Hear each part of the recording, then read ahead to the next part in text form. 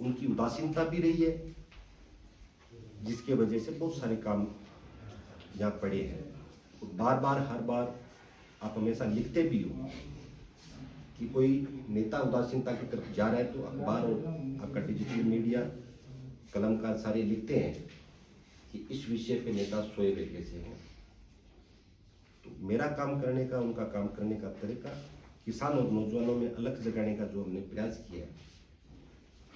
पहले सिर्फ पार्टियों के नाम लेते थे, कम से कम मैंने मेरे टिब्बा क्षेत्र के अंदर एक किसान बिरादरी का ऐसा तबका तैयार किया जो पार्टियों के साथ में एक तरफ मोर्चा पे खड़ा है। ये सारी बातें मेरे आप लोगों से साझा करनी थी। पत्रकार साथियों का जो भी सवाल होगा, मेरा प्रयास रहेगा कि मैं उन सारे सवालों का जवाब दूं।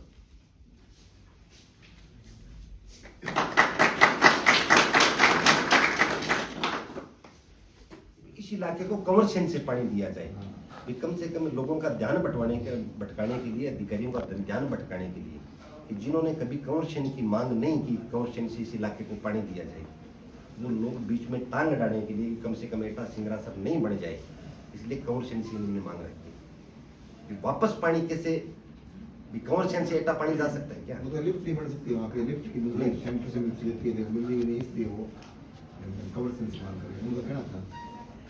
ठीक है, ठीक। चलो और बताओ। बस 7 आरडी से उधर के लिए बना रहे हैं, और ये लाइनिंग ताकि पानी 7 आरडी से ये थोड़ी छोटी अलग है ना। कम से कम रावड़ा, गरसाना और लोग बैठ के इस चीज के लोगों को जगाने का प्रयास किया कि जो पानी थोड़ा बहुत भी बढ़ेगा, बारिश से ज्यादा आएगा, ठीक है, वो सारा पानी उन रिजर्वायरों के अंदर, ये सेंट्रल गवर्नमेंट की स्कीम है, सेंटर और केंद्र, ये सेंटर और राज्य सरकार, नरेंद्र सिंह शेखावत की स्कीम है। ये राज्य पार्टी की टिकट मांग रहे हैं। हाँ, राज्य और केंद्र दोनों की, राज्य और केंद्र, उनका पूरा मकसद है कि वो पानी है वो आगे ले आए। तब आप क्या, तब इस इलाके के लिए आप क्या करेंगे? रिजर्वायर रोकने के लिए कुछ कर रहे हैं क्या? नहीं, सेंट्रल गवर्नमेंट का प्रोजेक्ट है वो सेकंड चरण का मामला है। पानी तो यहाँ का जाएगा ना, पानी तो फर्स्ट चरण का जाएगा ना, आपके इलाके का जाएगा। आपको प्रथम चरण का पानी अलग इसलिए नहीं है, मिल रही प्रथम चरण की हिस्सेदारी अलग है और सेकंड चरण की पानी की हिस्सेदारी अलग है। दोनों चरणों की हिस्सेदारी अलग अलग है।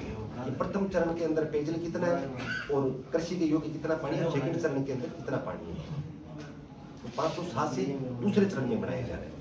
हमारा ये कहना था, असर तो यहाँ है, असर तो सारे किसानों पर पड़ेगा ना, तो वही करो। उसके लिए फिर आप क्या करेंगे? असर तो इस बात का पड़ेगा हमारे तो कि जो पानी हमें मिलना चाहिए था, ठीक है ना, वो रिजर्वायर में जाएगा। हमने एक ऑप्शन दिया था, जिस पार्टी की टिकट मांग रहे हो वही पार्टी ऐसा कर रही है। अब आप एटा सिंगरा सर की बात कर रहे हो ना, मैं बताऊं आपको, हमने एक प्रपोजल दिया था इनको कि आप यहाँ पे बढ़ाइए 165 आरडी के अंदर जो पानी आ रहा है बारिश का, उस पानी रिजर्वायर बना के वो इंदिरा गांधी में डाल के इस इलाके को पानी दिया जाए। लेकिन गंगाधर जी हमेशा इस बात की मांग करते थे कि यहाँ पे बना के फिर इंदिरा गांधी में डाला जाए और फिर इस इलाके में पानी दिया जाए। लेकिन जब ये लगा कि ऊपर से थोड़ी थोड़ी बात शुरू होगी एटा सिंगरा सर की, आपने अखबारों में देखा होगा ये गए थे कमर्शियल के ऊपर। आज की प्रेस कॉन्फ्रेंस के अंदर पधारे हुए सभी पत्रकार बंधु, नौजवान साथियों, सीआईडी के साथी, सारे परम आदरणीय सारे नागरिकों, पहली बार जब से राजनीति शुरू की है तब से अनेक मुद्दों पे इसी जगह प्रेस कॉन्फ्रेंस की है। यही हॉल है, यही पत्रकार थे, यही हम होते थे। लेकिन आज पहली बार राजनीति पर प्रेस कॉन्फ्रेंस, ये सारी चीज मैं आपको बताऊंगा। 12-15 सालों से लगातार आप देख रहे हो, आप देख भी रहे हो, जो हम लोग जो कर रहे हैं वो आपको पूरी बैठक से लिख भी रहे और यहाँ तक पहुँचाने के लिए, यहाँ तक पहुँचने के लिए आप लोगों का, पत्रकार साथियों का बहुत बड़ा आशीर्वाद है। कि हमने जो भी संघर्ष किया सच्चाई से आप लोगों ने उस आंदोलन को भी लिखा और जो धरातल के हालात थे वो भी आप लोगों ने देखे। इसके साथ साथ में चुनाव का अब से कुछ 4-5 महीने पहले तक मेरा कोई प्रोग्राम नहीं था कि मैं कोई चुनाव, हालांकि जो नौजवान साथी लगे हैं साथ में, किसान तबका जो साथ में लगा है,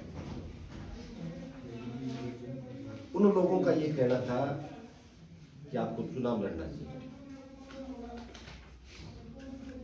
जब 15-16 के अंदर जब एटा सिंगरासर लड़ा गया तब भी साथ में रहने वाले सारे साथियों का यह था कि आप लोगों को चुनाव लड़ना चाहिए, लेकिन मैं एक अलग तरह का काम करना चाहता था कि मेरा मुख्य उद्देश्य वो चुनाव नहीं था, जनता का हम कार्य कैसे करवा सकें। जो लोग पीड़ा के अंदर हैं, जो लोग वर्षों से मांग कर रहे हैं लेकिन उनका समाधान नहीं हुआ, उस रास्ते को समाधान तक कैसे लेके जाया जा सके, ये सारी प्रक्रिया चलती रही। नौजवानों की जिद थी कि चुनाव लड़ना है। मैंने मिशन 2023 पहली बार गाड़ी में कुछ महीने पहले मैंने लिखा था। उससे पहले नौजवानों ने ये शुरू कर दिया था, किसान साथी जो पढ़े लिखे उन लोगों ने शुरू कर दिया था कि चुनाव आपको लड़ना है। लेकिन मैंने सारे साथियों को एक ही बात कही थी कि कुछ समय आएगा उसको देखेंगे। ये बात कहने के पीछे एक कारण था कि हमेशा कांग्रेस और बीजेपी का जब राज रहा है, चाहे बीजेपी का रहा है चाहे कांग्रेस का है, दोनों सरकारों के खिलाफ लगातार हमारा आंदोलन, धरने, प्रदर्शन रहे हैं। तो मुझे कहीं उम्मीद नहीं थी कि कोई राजनीतिक पार्टी, कांग्रेस और बीजेपी दोनों पार्टी देश की प्रमुख पार्टियां तो अपने को कोई टिकट देगी, और टिकट के बिना चुनाव का कोई आधार भी नहीं। ये सारी चीजें चलती रही। पीछे दिसंबर के अंदर एक राजस्थान में कार्यक्रम हुआ, फॉक्स भारत ने मेरे को इसलिए बुलाया कि सोशल मीडिया पे जो अच्छा काम कर रहे हैं, दरअसल जो अच्छा काम कर रहे हैं, उन नौजवानों को बुलाया गया, मुझे भी बुलाया गया।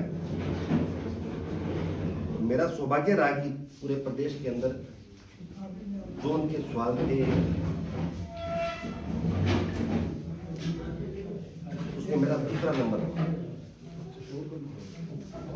एक बार आवाज बोलो। ये सारी चीज चलती रही। पिछले लोकसभा चुनाव के अंदर जब राजनाथ सिंह जी आए यहाँ पे, तो मैंने भारतीय जनता पार्टी, उनके हाथ से मैं इस पार्टी में शामिल हुआ। माननीय सांसद महोदय मौजूद थे, उनका ही सारा योगदान था। बाद के अंदर 1-2 भारतीय जनता पार्टी की यहाँ पे मीटिंगें हुई। अभी कल परसों सीमांत रक्षक ने बोला, मैं उस बात का समर्थन कर रहा हूँ कि हम जैसे नौजवान अगर संघर्ष करते हैं, राजनीति की तरफ बढ़े, तो हमें दोहरा संघर्ष करना पड़ता है कि कोई आदमी राजनीति ये नहीं चाहता कि आगे आए।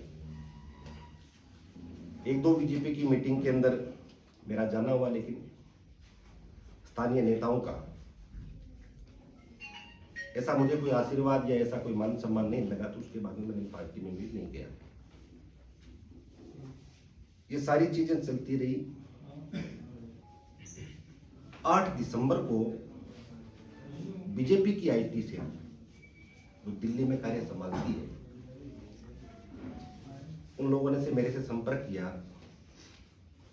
संपर्क करने के बाद में मुझे सारी चीजें मंगवाई गई कि पिछले 4 साल के अंदर आपने कांग्रेस की सरकार के खिलाफ क्या क्या काम किए, कांग्रेस की सरकार के खिलाफ आपने कौन से धरना प्रदर्शन किए। वो सारी चीज मैंने 11 जनवरी को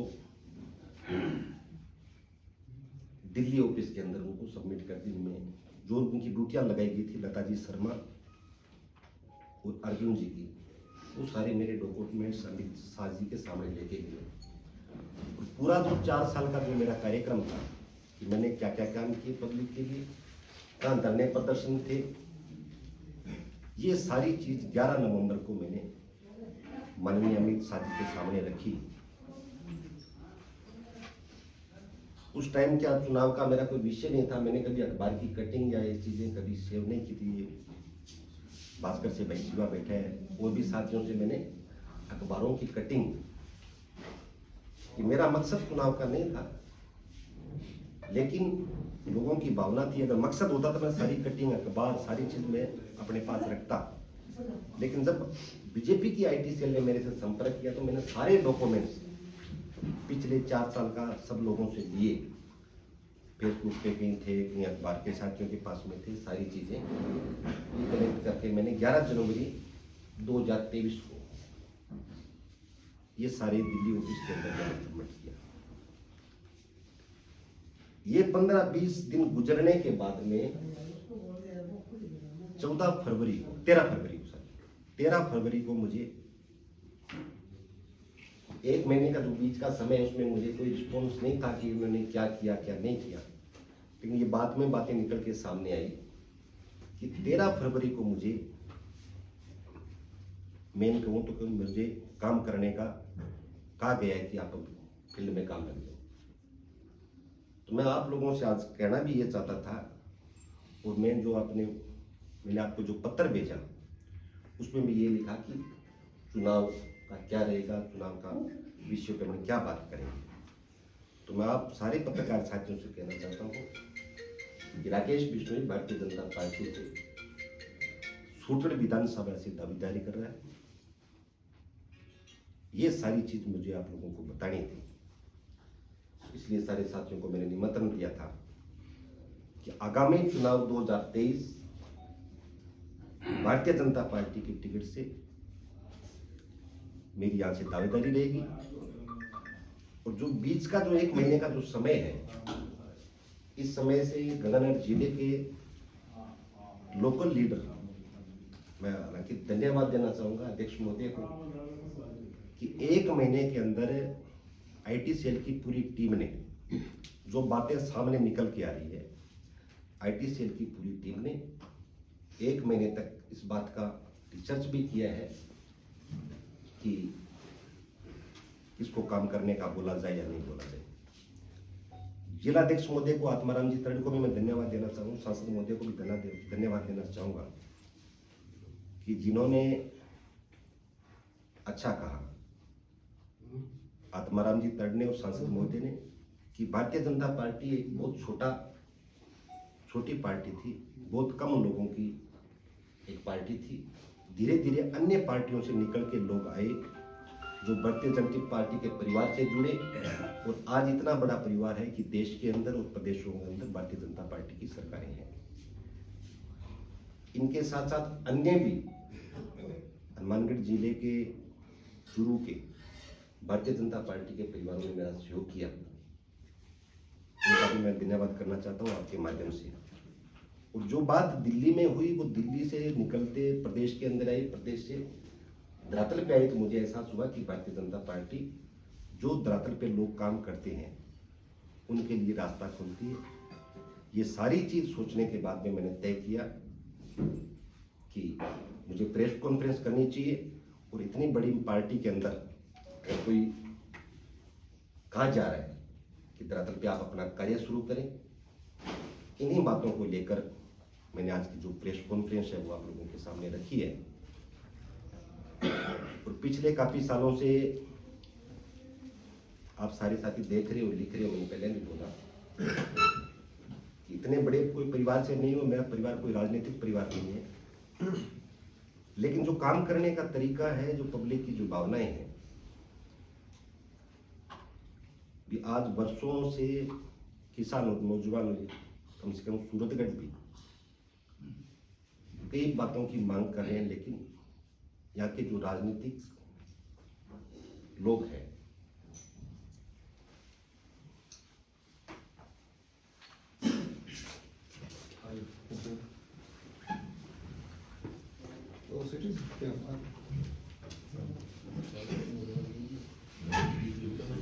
पहले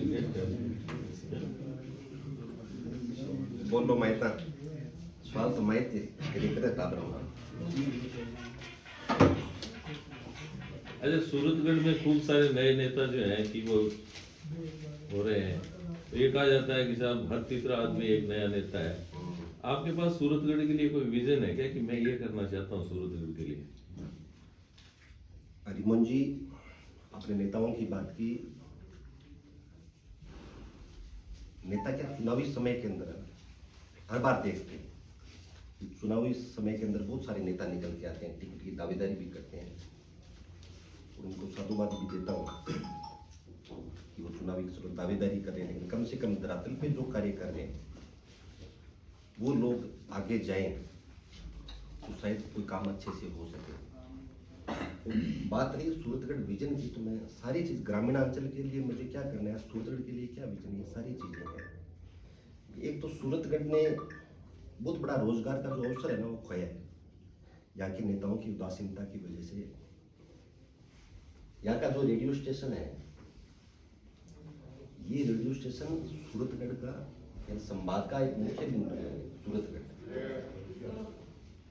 और यहाँ जोधपुर की तरह ये सूरतगढ़ हब बनना था। ये कैलेस्ट्रल की जो भूमि है सूरतगढ़ है, अगर यहाँ सारी चीज विकसित होती तो कम से कम हजारों लोगों का रोजगार का भी अवसर मिलता है। लेकिन यहाँ के लोगों की उदासीनता की वजह से ये सारी चीज बीकानेर ले जाई जा रही है, अंदरूनी। वहाँ के नेता उन लोगों की इतनी बड़ी मजबूती है कि ये सारी चीजें बीकानेर शिफ्ट करवाई गई। आप बीकानेर का रेडियो स्टेशन और यहाँ का देखोगे तो आपको रात दिन का फर्क नजर होगा कि 80 MLC बीकानेर का है और यहाँ का है 290 और 300। तो कम से कम 20,000 लोग इस फील्ड में काम कर सकते थे अगर ये जगह तय होती थी। माननीय नरेंद्र मोदी जी यहाँ पे आए हैं, अन्य पार्टियों के जो मुख्य लोग हैं वो यहाँ पे आए हैं। बीकानेर संभाग की सबसे जो सेंटर पॉइंट है वो ये है, लेकिन यहाँ के नेता इतने उदासीनता के तरफ जा रहे हैं। आने वाले समय के अंदर हर नौजवान पे किसान बिरादरी पे उसका फर्क भी पड़ता है। मैं तो आपसे भी पूछना चाहता हूँ कि अगर ये होता सेंटर पॉइंट, अगर सूरतगढ़ होता तो कितने लोगों को रोजगार मिलता। यहाँ पे सारी चीजें हैं, थर्मल है, वायुसेना है, मिलिट्री है, सारी चीजें। एक बड़ा जो रोजगार इस इलाके को मिल सकता था थर्मल प्लांट के अलावा, ये सबसे बड़ा एक विषय था। दूसरा, हम जिले की बात कर रहे हैं, चाहे पूर्व विधायक रहे हो चाहे मौजूदा हो, जिले की अगर बात कर रहे हैं, ऐसी कौन सी जगह इन लोगों ने छोड़ी है कि हम जिले के निर्माण के अंदर सुजुगा का उपयोग कर सकें। यहाँ की खातिरदारी का मामला है, लोग आज भी धरने पे बैठे हैं, नहीं। पेराफेरी का जो मामला है, ये सारी चीज यहाँ के लोगों को करना चाहिए, यहाँ के प्रतिनिधि को करनी चाहिए थी। लेकिन कोई भी आदमी, चाहे वो पूर्व में रहे हो, मौजूदा रहे हो, इस इलाके में रोजगार कैसे पैदा किया जा सके या किसानों को वो छूट, अगर भविष्य में जिला बने तो इसके लिए हमारे पास क्या व्यवस्था है। यहाँ के नेता तो इतने उदासीन है कि NHI का, आपने पत्रकार मौजूद करना चाहते हैं, NHI का यहाँ पे ऑफिस था, नेशनल हाईवे का यहाँ पे ऑफिस था, कब रातों रात यहाँ से चला गया। एक भी हमारे प्रतिनिधि नहीं बोले कि ये किस लिए चला गया। तो सारी चीज विजन हमें करना चाहिए। मेरा ये तक ध्यान रहेगा कि इस मामले के अंदर जब भी कोई बात होगी लिखने का प्रयास करेंगे। और कुछ जो आप कह रहे हैं कि साहब स्थानीय बीजेपी के नेता जो हैं वो लोग आपको मीटिंग में नहीं बुला रहे, तवज्जो नहीं दी जा रही और अब आप शुरू कर रहे हैं, तो उन लोगों का सहयोग और समर्थन लेने के लिए कोई आपके पास रणनीति है क्या? उनका समर्थन जिन लोगों ने किया है, नहीं विधि बता बीजेपी ज्वाइन कर ली क्या? वो तो होगी बात, जो ही नहीं, वो तो वही मैं मेंबर हूँ बीजेपी मेंबर है वो। कब से हो? मैं 2019 से। 2019 तारीख देखनी पड़ेगी। नहीं कभी बड़ी यात्रा हुई थी अभी जो विरोध यात्रा हुई थी, किस चीज की? जन आक्रोश यात्रा। हाँ जी, उसमें आपकी भूमिका सुनी थी मेरे ख्याल में। नहीं मैं आंदोलन यहाँ पे लोकल जो मूवमेंट उनमें लगा हुआ था, नहीं कहीं दिखाई और नहीं फिर जन आक्रोश जब रैली थी विष्णु जी, तब मेरा ना विष्णु जी, आप कह रहे जन हैं- आक्रोश जब रैली थी तब मेरा भारतीय जनता पार्टी से मेरी तरफ से कोई था नहीं। जो संपर्क हुआ भारतीय जनता पार्टी से, मैंने मुझे काम करने के लिए कहा, ये पिछले महीने 1.5 महीने की पूरी कहानी है। हाँ जी। आप कह रहे हैं कि राजनाथ जी के टाइम पे आपको बीजेपी में आ गए और अभी आपसे कटिंग्स मांगी आईटी सेल ने, आपने सब कुछ 4 साल का कांग्रेस के खिलाफ आपने जो एजिटेशन की है वो आपने दे दिया। तो पार्टी के जो प्रोग्राम है उनमें कोई आपकी कितनी एक्टिविटी रही, वो कोई आपका कोई रिपोर्ट कार्ड उन्होंने मांगा क्या? नहीं। आप कह रहे खुद ही कह रहे हैं कि 2-3 कार्यक्रमों में गए हैं जब से आप बीजेपी में आए हैं। आपने शुरू में कहा था 2-3 प्रोग्राम में गए हैं, उसके बाद आप नहीं गए। अगर लोकल नेताओं के साथ आपका पटरी नहीं बैठ रही, आपकी टांग खिंचाई हो रही है, टिकट ले आए, तो क्या वो आपके साथ आएंगे थे? नहीं, जो लोग टिकट लेके आए थे उन लोगों को जनता ने जिताया, नौजवानों ने जिताया, किसानों ने टिकट जिताया, मिल जाती है व्यापारियों तो क्या वो ने लोग जिताया। आएंगे साथ आपके पार्टी के लोग? और धरातल पे मैं जो कार्य कर रहा हूँ, जो उनके साथ थे वो मेरे साथ है। ये अगर वो टांग खिंचाई करेंगे तो ये पार्टी की जो सीनियर लीडरशिप है वो तय करेगी। एक बात है, चलो अगर बीजेपी किसी कारणवश टिकट आपको नहीं देती है, तो फिर आप क्या करेंगे? राकेश जी, राकेश जी, जो जेपी नड्डा जी का कार्यक्रम था, क्या आप वहाँ थे? नहीं, मैं किसी कार्यक्रम में नहीं था। आपकी हालांकि नाराजगी तो आप बता रहे हैं कि आपको यहाँ बुलाने स्थानीय से थी, वो तो राष्ट्रीय थी। नहीं, एक्चुअली में कोई भी कार्यक्रम हो तय कौन करता है? स्थानीय लीडरशिप तय करती है कि किसको कहाँ जगह दी जाएगी, क्या है। वो तो कहीं जब कहीं मान सम्मान अगर यहाँ के नेताओं को नहीं है तो सीनियर लीडरशिप को इतना कहाँ मालूम होगा कि कौन काम करने वाले हैं कौन नहीं है। ये तो मैं आईटी सेल का धन्यवाद देना चाहूँगा कि मैंने सारी चीज, ये फोक्स वर्क जो कार्यक्रम था, ये भी सारी चीजें ऊपर सबमिट हुई है, उनके माध्यम से मेरे पास सारा कुछ है। हाँ, आप क्या सोच रहे थे? टिकट आपको नहीं मिलती है अगर, क्या करेगा? तो आप मतलब क्या पार्टी जिसको प्लान है? टिकट देगी उसके साथ रहेंगे, या ऐसे आपको हाशिए पे पड़े गए तो हाशिए पे पड़े रहेंगे? आप बीजेपी में आने के बाद भी हाशिए पे ही रहे हैं। टिकट, हाँ, टिकट किसको मिलेगी बताओ आप? नहीं आप नहीं मिलती है तो हमारा समाज नहीं मैं बता रहा हूँ। दावेदार है बीजेपी में, एक दर्जन आता है, 2 दर्जन नहीं मानूंगा। एक दर्जन किसी को मिल जाती है तब आपका क्या रुख चलो, रहेगा? ये सवाल मैं आपसे ही कर लेता हूँ कि आपके हाथ में वो टिकट का बंटवारा है। नहीं, आप- मैं तो ये कह रहा हूँ, आप हाईकोर्ट में बात करें, आप निचोड़ पॉलिटिशियन की तरह मेरा भारतीय जनता पार्टी से आप थोड़ा मेजोरिटी दिखाएं, मेजोरिटी पॉलिटिशियन की तरह जाते हैं। अगर आपको एक सीधा सवाल है, टिकट यहाँ किसी को मिलती है आपके सिवाय, आपको क्या आप मिलेगा? उनके साथ रहेंगे या इसी तरह आप पार्टी आपकी नाराजगी बनी रहेगी, हाशिए पे रहेंगे, उसका चुनाव उनके साथ चलेंगे आप? चुनाव लड़ोगे? जिस तरीके से मैं वर्क कर रहा हूँ, जिस तरीके से पार्टी का रिस्पॉन्स है, उस हिसाब से टिकट मुझे मिलेगी। ठीक है, बाई चांस भी कोई चीज होती है तो पूरे विधानसभा के लोग इस बात को तय करेंगे कि क्या करना है। आपका ऑप्शन खुला है, विकल्प खुले हैं, सारे आपका विकल्प ऑप्शन खुला है, टिकट मिले ना मिले आपने चुनाव लड़ना है। नहीं, विकल्प खुले हैं। विकल्प खुले। हाँ, ये तो- देखा, हाँ, ना खुला है, टिकट आपको मिले नहीं मिले तो भी आप और चुनाव आपके समर्थक जो या जनता जो है वो कहे चुनाव लड़ना है सीधी सी बात। आप 2019 में बीजेपी में आए, 4 साल हो गए। 4 साल में बीजेपी ने जितने कार्यक्रम घोषित किए, आप किसी भी कार्यक्रम में नहीं थे बीजेपी के।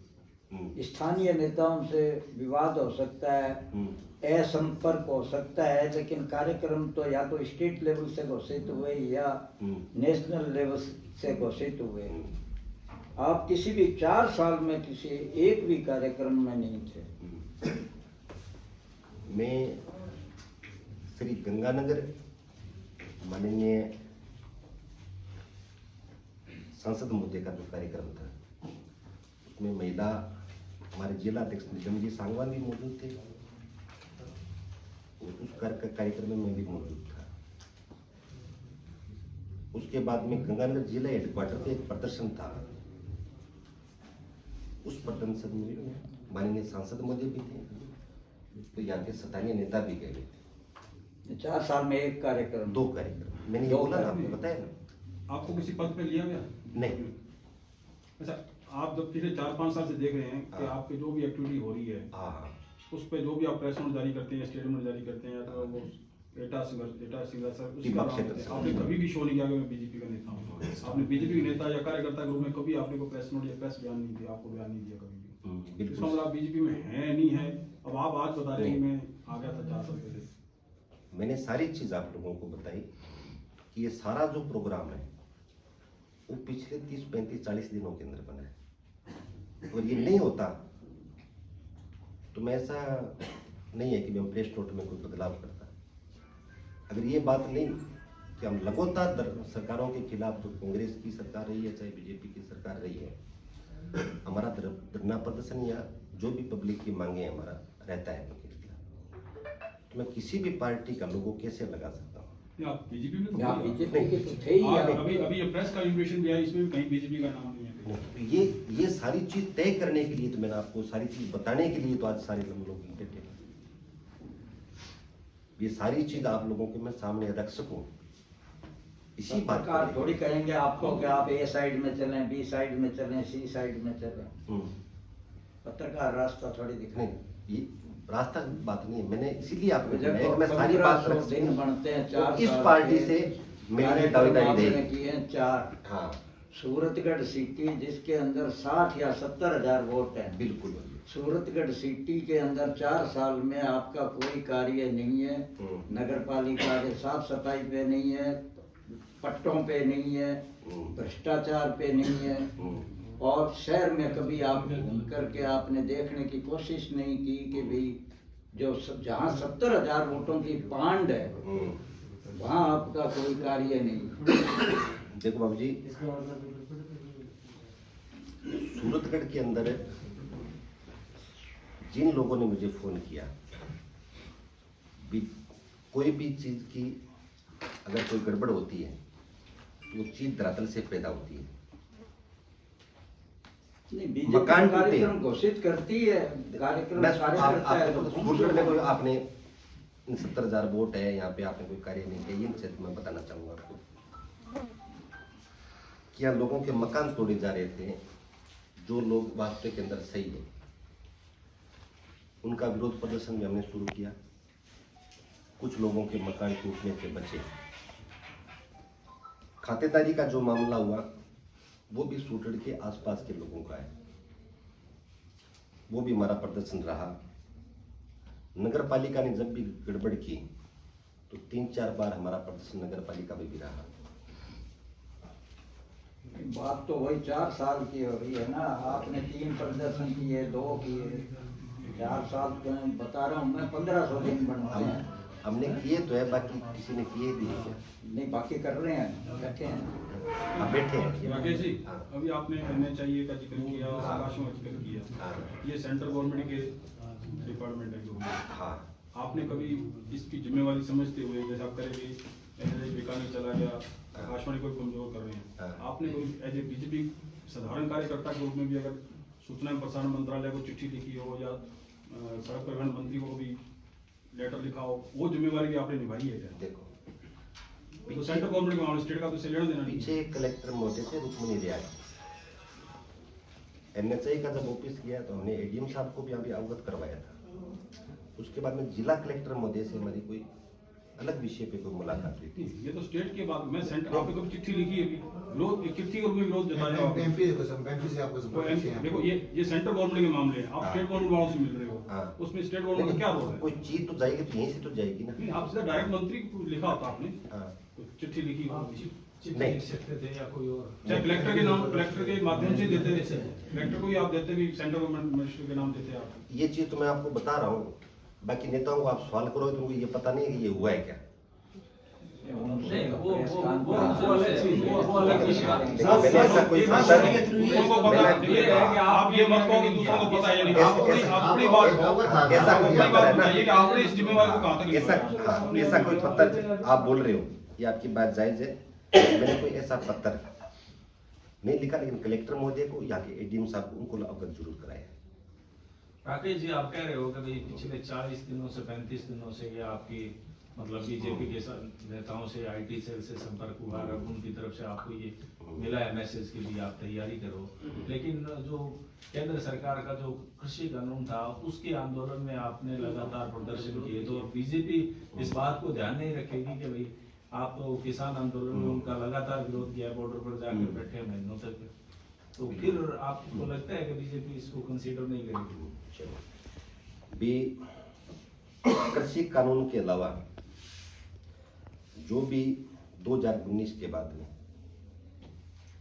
जो भी चीजें उन्होंने समर्थन किया, उससे पहले भी कोई चीजें हुई उसमें भी हमने मोदी जी का समर्थन किया, चाहे वो नोटबंदी का मामला हो या उसके बाद 2019 के बाद में कोई भी मामला मंदिर का हो, 300 धारा को, जम्मू कश्मीर का, सारी चीजों में हमने समर्थन किया। कोरोना के अंदर माननीय मोदी साहब ने जो भी कहा वो सारी चीजें हमने लागू करने का भी काम किया। लेकिन कृषि कानून मोस्टली हम क्या किसानों की लड़ाई करते हैं, हमें लगा कि ये किसानों के साथ में सही नहीं हो रहा है, तो बिल्कुल हमने विरोध किया, और विरोध भी उस तरीके से किया। मैं मेरा बोल रहा हूँ कि देश के प्रधानमंत्री है, सबके माननीय सम्मान्य है, बिल्कुल हम धरना प्रदर्शन के अंदर रहे। एक उस आंदोलन का एक कार्यकर्ता के मान ले या किसान के प्रति मेरी भावनाएं हैं, उनकी तरफ में वहां पे रहा। लेकिन आपने गुजरात के इलेक्शन जो हुए वो देखे कि हार्दिक जी पटेल पूरी सरकार के खिलाफ गुजरात के अंदर, उनका विरोध तो मेरे से कई गुना ज्यादा था, हजारों गुना ज्यादा था, लेकिन टिकट इनको भी देगी। एक कार्यकर्ता मुझे टिकट क्यों नहीं दी? ताकत दिखा के टिकट तो नहीं, कार्य कर रहा हूँ, ताकत क्या है? आपकी बात का मतलब लोगों को अब ये निकल रहा है कि राजस्थान में 5 साल वाला खेल चलता है। आपको लग रहा है कि 5 साल अब हमारे आने वाले हैं, तो अब आप बीजेपी के पाले में आ गए, बीजेपी सब कुछ अच्छा लग रहा है, आप 4 साल बीजेपी में नॉन एक्टिव रहे, बीजेपी की नीतियों का विरोध करते रहे, अब आपको लग रहा है कि सत्ता आने वाली, तो बीजेपी के साथ लगे रहने में फायदा है। आपका सवाल बहुत बढ़िया, मैं बताना चाहूंगा, कनिदान जी ने शायद लिखा भी है। इन सारी चीजों से पहले अभी पिछले साल 2022 के अंदर कांग्रेस ने मेरे से संपर्क किया है। मैं पहले किसान कांग्रेस के अंदर प्रदेश महासचिव के पद पे था, तो मैं ब्लॉक अध्यक्ष से शुरू हुआ, ब्लॉक अध्यक्ष से प्रदेश महासचिव तक मैं पहुंचा। अगस्त के लगभग कांग्रेस ने मेरे को संपर्क किया था किसान कांग्रेस का प्रदेश अध्यक्ष बनाने के लिए। मैंने 2-4 बार तो उनसे बात भी की, आखिर में मैंने मना किया, मैं कांग्रेस में काम नहीं करना। बात बीजेपी की नहीं है कि 5 साल बाद में सत्ता परिवर्तन हो रही है और मैंने मेरा मन बना दिया कि चलो मैं बीजेपी के अंदर नहीं, मैंने कांग्रेस को मना किया। कई बार नौजवान साथी और सरकार साथी भी थोड़ा बहुत लिख देते हैं कॉमरेड के बारे में, आरएलपी के बारे में, तो मैं सारी चीज क्लियर करना चाहता हूँ कि यहाँ का जो मूवमेंट चला उसमें कम्युनिस्ट मेरे संपर्क में आए, उन्होंने जो जितना वो समर्थन दे सके उन्होंने समर्थन दिया, लेकिन उनके पार्टी कार्यक्रम में मैं कभी नहीं गया। एक बार कोई किसान सभा का कार्यक्रम था गंगानगर पंचायती राज धर्मशाला के अंदर, लेकिन वो सारा मामला गंगानगर जिले का ये जो जहरीला पानी आ रहा है पंजाब से, इस विषय पे था। उसके अलावा मैं कभी पार्टी के कार्यक्रम में नहीं गया। हनुमान जी जब मैं जेल के अंदर था किसान आंदोलन के अंदर, तो उन्होंने मेरी मदद की।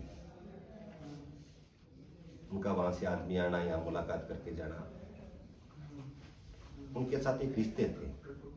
वो एक मित्र है अलग राजनीतिक पार्टी से।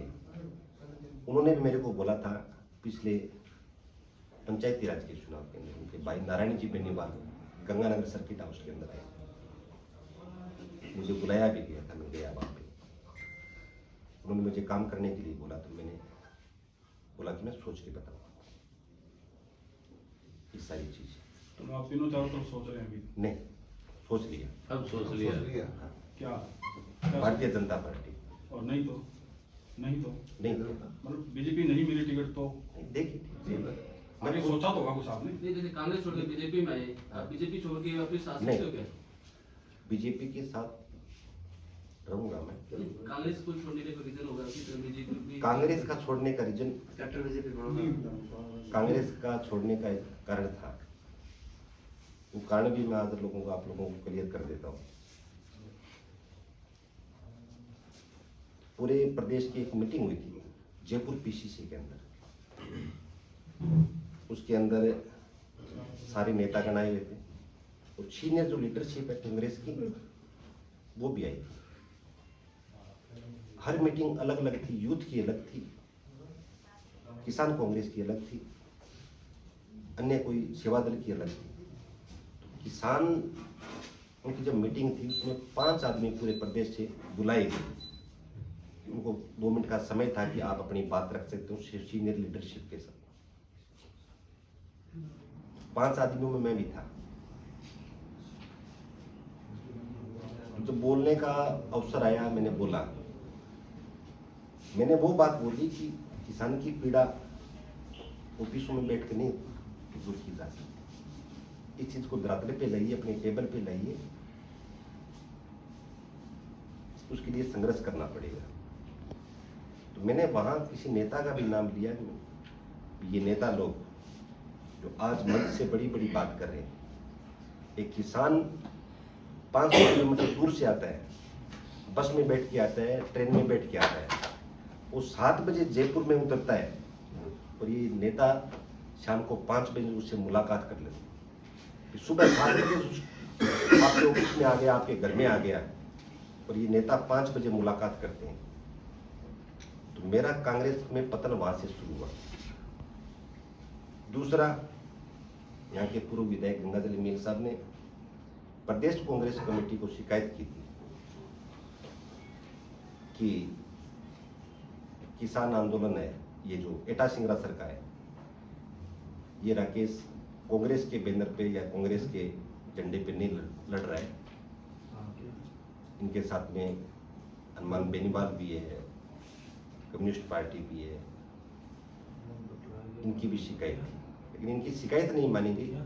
लेकिन जो बात थी वो मैंने वहाँ पे कही, वो नेताओं को ठीक नहीं लगी। वहाँ से हमें लेटर मिला कि आपको इस पद से हटाया जाए। ये कब छोड़ी फिर कांग्रेस आपने? कांग्रेस छोड़ी कब? कांग्रेस छोड़ी हमने 16 फरवरी 2018 को। राकेश जी, आप बीजेपी में आ गए, ठीक है, बीजेपी में आपके यहाँ लोकल लेवल पे कुछ दिक्कत पड़ रही है, आप कार्यक्रमों में नहीं गए।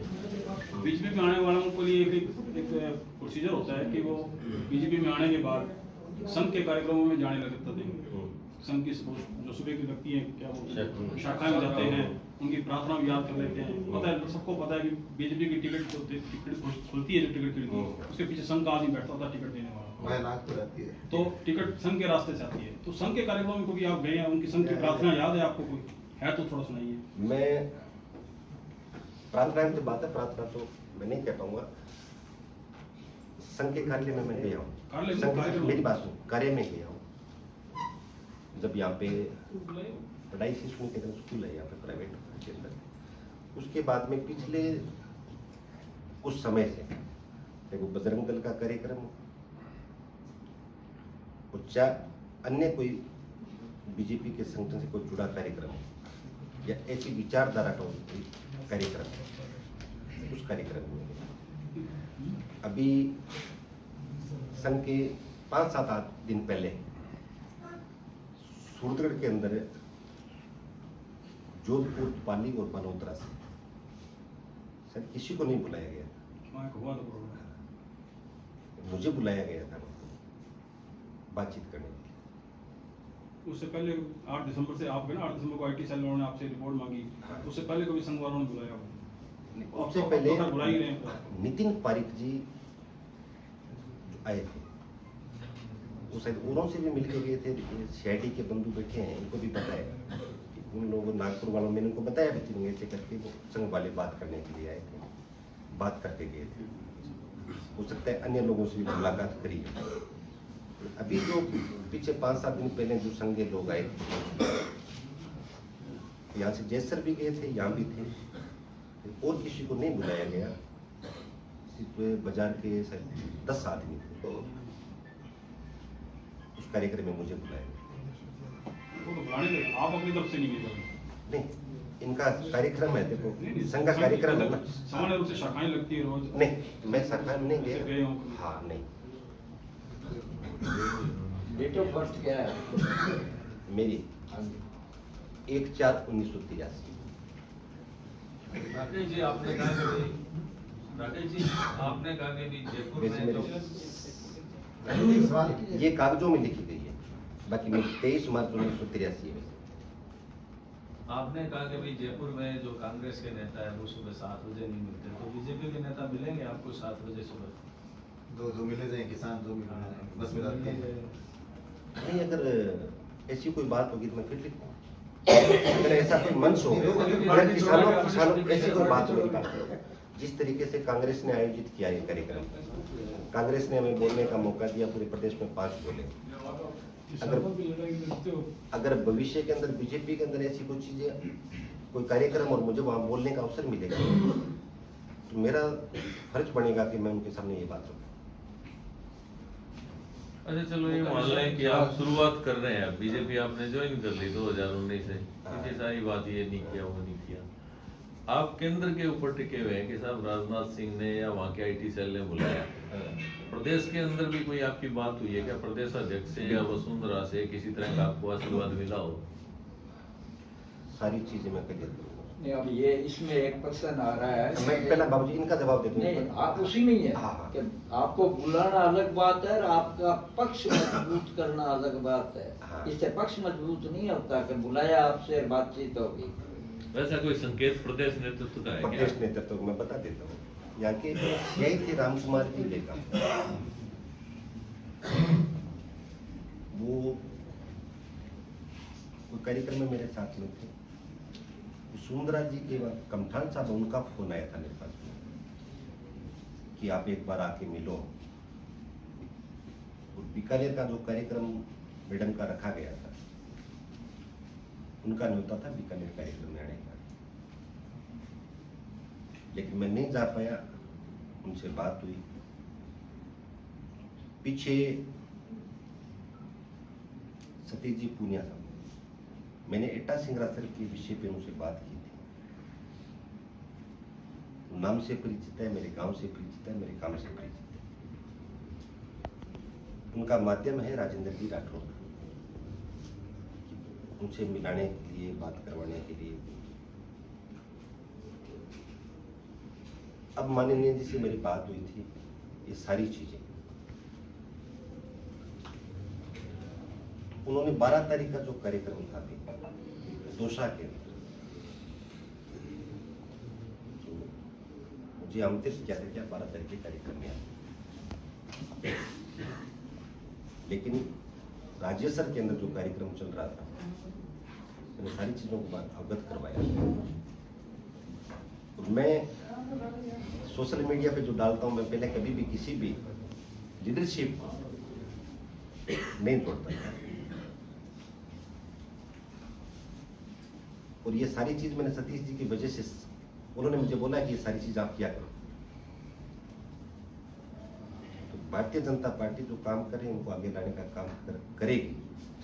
जिस तरीके से मेरे से संपर्क किया है तो उम्मीद रहेगी कि सब कुछ अच्छा होगा। चुनावी साल में बीजेपी और कांग्रेस और कोई पार्टी हो वो अपने सारे नेताओं को मोबिलाइज करती है, कोई इसमें कोई ऐसा कोई अनहोनी वाली बात है तो वो देख लेते हैं कौन कौन है, सबको टच करते हैं, सबको है। हो सकता है आपके अलावा यहाँ और कोई का हो, आपको लग रहा है कि मेरे को ऐसा नहीं है, क्यों भी हो सकता है। तो आप एक टिकट की रेस आप सबको वो विकल्प मान के चलते हैं, उससे आपको ये लग रहा है कि आपको ऊपर से संकेत मिल गया भी आप काम करिए, तो काम तो सभी करेंगे, लेकिन टिकट तो एक को मिलेगी ना। हाँ बिल्कुल, संकेत भी सबको कहिए, फिर आप क्या मतलब टिकट आपको नहीं, वही बात घूम के वहीं आती है कि आप पार्टी के लिए 7-8 मिनट दिन रात काम भी करो और बाद में आपको आपके लिए टिकट की बंद, फिर क्या करेंगे आप? आपको लगेगा ये टाइम वेस्ट किया आपने बीजेपी के लिए? नहीं, देखो सुनिए मेरी बात। मैंने कहा कि जो बात दिल्ली के अंदर हुई, जो डॉक्यूमेंट्स मंगाए गए, उसका वापस रिस्पॉन्स है नीचे दरअसल से शुरू हुआ ना। मैं कैसे मान सकता हूँ कि ऐसा होगा? काम करने वाले लोगों के साथ में राजनीति का पहला नाम होता है धोखा। धोखा देना पहला काम होता है। आप ही 8 महीने बाद कहोगे मेरे साथ धोखा हो गया, पहले आदमी आप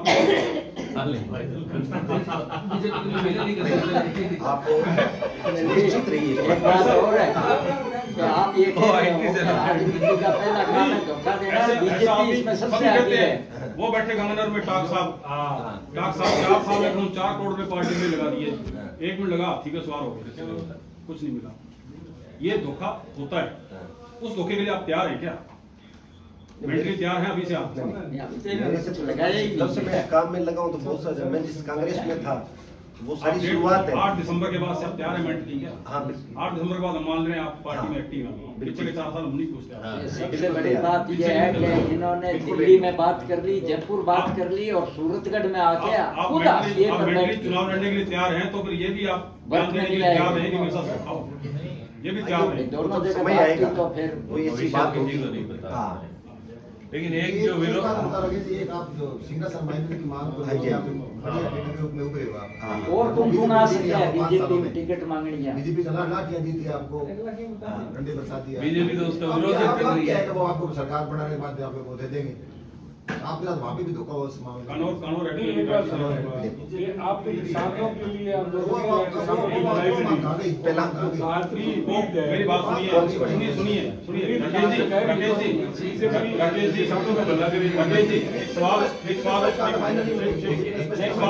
उठता है, आपने 54 गांवों के लिए टिपा के बहुत संघर्ष किया, नो डाउट अल्टीमेट है, हो सकता है उतना किसी ने नहीं किया। बीजेपी के राज में आपने लाठियां खाई, कानून रट के बीजेपी आपको टिकट दे देती है, तो आप उन गांव में जाकर लोगों को क्या जवाब देंगे कि आपने लाठियां खाई, आप उसी के लिए वोट मांग रहे हैं? कैसे लोगों कैसे संतुष्ट करोगे आप? बीजेपी ने कहा था कि माइनर नहीं बढ़ेगी। ये भी कहा था माइनर नहीं क्लियर कर दिया है। आपकी जानकारी के लिए और बता दूं, जनता के साथ एक और बता, अभी आप सूरतगढ़ जिला बनाने की बात कर रहे थे, तो पूरा राज्य ने पिछले सरकार में क्लियर कर दिया था कि सूरतगढ़ कभी जिला नहीं बनेगा। अभी सुन ये भी कह दिया था। आप टिकट मांग रहे हो, इन्हीं मुद्दों पे मांग रहे हो, तो कैसे आप जनता को सेटिस्फाइड करोगे? आप दो मांगे, दो बड़ी मांगे यहाँ पे, माइनर आपकी मांग है, सूरतगढ़ पूरे इलाके की मांग है। बिल्कुल आप लोगों की बात सही है, मैं सारी चीजों का आपका जवाब दूंगा। एटा सिंगरासर महेंद्र आंदोलन चला, हमने लाठियां भी खाई, सरकार ने मुफ्त में बैठा ली। लेकिन ऐसा नहीं है कि हमने सिर्फ भारतीय जनता पार्टी की सरकार में लाठियां खाई। ये नहीं कि मेरी बात ये उम्मीद हाँ, कहाँ से जगेगी? जब रिलाइनिंग का कार्य शुरू हुआ उस टाइम भी भारतीय जनता पार्टी की सरकार थी और उनका ये कहना था कि सरप्लस पानी देंगे, पानी सरप्लस हुआ तो देंगे। उनका इतना धन्यवाद है कि संघर्ष जब शुरू हुआ, इन संघर्षों में कृषि कनेक्शन की बात भी निकल के आई और जो वन विभाग का जो इलाका है, जो नहर के बिल्कुल समीप है, उस इलाके से मीठे पानी को ट्रांसफर करने की भी बात सामने आई। यहाँ ट्यूबवेल लगा के पानी नहर में डालें और नहर से इन लोगों को माइनर दी जाए। लेकिन वन विभाग ने उस बात पर सहमति नहीं जताई थी। फिर ये ट्यूबवेल की स्कीम बनी।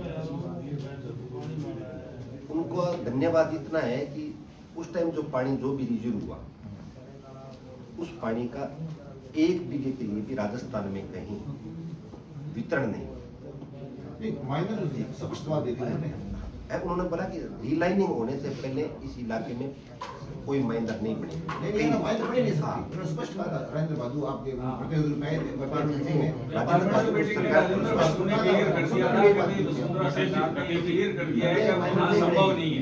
और राजेंद्र बाबू उस मुद्दे से बैक हो चुके हैं। उन्होंने वसुंधरा जी आए थे थर्मल के अंदर। मैं उनका पूरा जवाब कि वसुंधरा जी आए थे थर्मल के अंदर। उन्होंने ये भी लिखा बोला था, अखबारों की कटिंग पड़ी है मेरे पास, कि यहाँ के एमएलए ने मुझे धरातल की वास्तविक स्थिति से अवगत नहीं करवाई। तो सारी चीजें को जो जड़ है ना, वो नेताओं के अंदर है, स्थानीय नेता। पानी इस इलाके को क्यों नहीं मिल सकता? राकेश जी, फिर दूसरी, उस समय बीजेपी की सरकार थी, फिर कांग्रेस के लोग आए थे। अब एक अपने पोस्ट और डाली थी थोड़ी देर पहले, गुजरात गए हुए हैं और माइनर की सिद्धांतिक सहमति बन चुकी है और गुजरात दौरे के बाद आने के बाद घोषणा करेंगे। हाँ, ये मैं आपको बता, मैं सारी चीज क्लियर, मैं वही लिखता हूँ जो कोई बात शुरू होती नहीं होती, वो बात है, वो मान खत्म हो गया। विनोद जी चौधरी ने मुझे ये बात बताई थी सारी चीज, कि सरकार का जो मानसिकता है सरकार की, वो इस इलाके में पानी देने की है। दबाव किस बात का था? कि हमारा ये था कि नोर पादरा के अंदर पानी पहले क्यों दिया जा रहा है? यहाँ तो वहाँ के लोग मजबूत है, वहाँ के नेता मजबूत है, इसलिए पानी दिया जा रहा है। ये सारी चीजों का हमारा विरोध भी था। ये विनोद जी चौधरी ने सारी चीज की थी कि सरकार की मानसिकता से इस इलाके में पानी देना है। सीएम साहब वहाँ पे गए, उनके वहाँ के आने के बाद में अब सीएम साहब आपकी किसानों के प्रतिनिधि से वार्ता करेंगे, इस बात की घोषणा करेंगे। राकेश जी, आपने रिजर्वायर का सुना?